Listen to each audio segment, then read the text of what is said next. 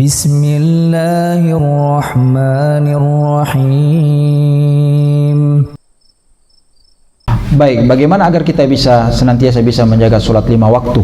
Ya, kita diperintahkan memang untuk menjaga sholat 5 waktu. Allah Ta'ala berfirman dalam Al-Quran, Hafizu ala salawati wa sholatul wusta wa qumu lillahil qanitin. Jagalah oleh kalian sholat-sholat kalian, dan jagalah khususnya sholat wusta, yaitu sholat asar, dan berdirilah kepada Allah di hadapan Allah dengan qanit, dengan tenang dan khusyuk.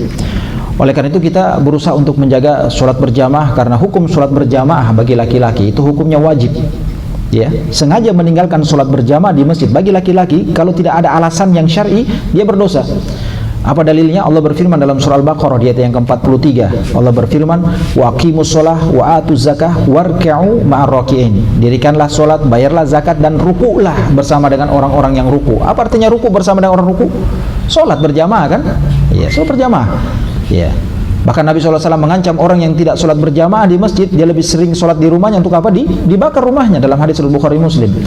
Ya, oleh karena itu menjaga sholat 5 waktu adalah perkara yang urgen, penting bagi kita. Bagaimana caranya kita bisa menjaga sholat 5 waktu? Yang pertama itu tadi ya, kesungguhan.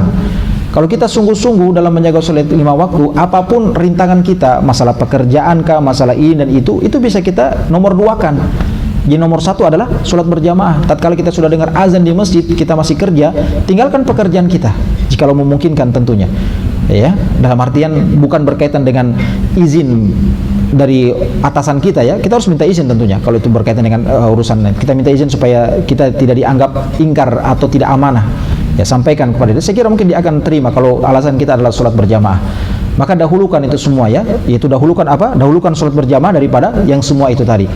Kalau kita punya kesungguhan, ya, maka cara untuk yang pertama adalah bersungguh-sungguh dalam menjaga sholat 5 waktu. Kalau kita sudah dengar azan, maka tinggalkan semua itu. Ya, kemudian yang kedua, ya, khususnya untuk sholat subuh yang paling berat, ya, kita hendaknya sebelum tidur menjaga adab-adab tidur. Ya, agar kita bisa bangun subuh, karena memang di antara sholat yang paling sulit itu adalah sholat subuh. Ya. Demikian juga disebutkan dalam hadis Nabi SAW adalah sholat isya. Ya, Nabi bersabda, "Athqalu sholatul munafikin sholatul fajri wa sholatul isya." Sholat yang paling berat bagi orang munafik adalah sholat subuh dan sholat isya. Ya, kalau kita biasanya juga terkadang adalah sholat subuh karena masalah kesiangan. Ya, maka kita jaga adab-adab tidur. Di antara adab tidur yang paling utama itu adalah istirahat siang, qailullah namanya ya.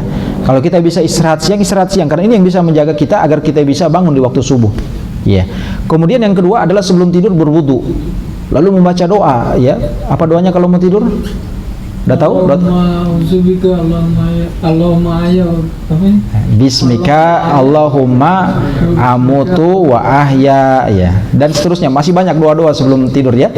Ya, banyak doa-doa sebelum tidur. Kemudian membaca Al-Qur'an ya, beberapa ayat, dan juga itu saya sebutkan tadi kalau bisa kita sholat 2 rakaat atau langsung sholat witir ya. Saat itu juga maka itu adalah pilihan yang terbaik untuk bisa kita laksanakan. Jadi sebelum tidur kita lakukan itu semua ya. Dan melakukan hal-hal yang lain yang bisa membantu agar kita bisa bangun waktu sholat subuh, yaitu dengan misalnya memasang alarm dan semisalnya. Ya, karena kalau kita sudah terbiasa bangun di waktu subuh, insya Allah mudah setelah itu. Ya, tapi kalau sudah tidak terbiasa dari awalnya dan kita pelihara sifat malas kita, ya sulit bagi kita untuk bisa bangun sholat subuh. Itu diantara cara agar kita bisa menjaga khususnya untuk sholat subuh kita. Ya, dan kemudian itu tadi kesungguhan, dan kemudian juga kita sudah punya sebenarnya dalam keseharian kita sudah punya planning sebenarnya ya, apa yang kita rencanakan sehingga rencana-rencana kita itu tidak bertabrakan dengan sholat 5 waktu kita ya. Jadi seorang itu hendaknya dia punya planning, perencanaan ya. Mungkin saya punya janji dengan teman, jangan bikin janji waktu sholat ya, bikin janji sebelum sholat atau setelah sholat begitu ya. Jadi kita berusaha untuk menyusun jadwal harian kita tersebut tidak bertabrakan dengan waktu-waktu sholat. Kalaupun ada sebuah urusan yang bertabrakan dengan waktu sholat dan urusan itu tidak terlalu penting, maka tinggalkan saja itu urusan tersebut ya, tinggalkan, karena kita lebih mementingkan sholat berjamaah di masjid ya. Saya kira demikian ya. Wallahu ta'ala bishawab.